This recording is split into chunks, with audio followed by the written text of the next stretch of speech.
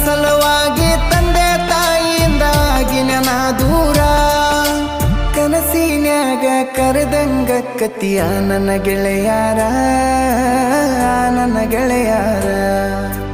ಹುಟ್ಟಿದ ಊರಿಗೆ ಹೋದರ ನನ್ನ ಕಟ್ಟಿ ಬಡಿತಾರ ಪಟ್ಟ ಮನಿಗೆ ಹೋಗಿ ನಟ್ಟಗ ಮಾಡತಿ ಸಂಸಾರ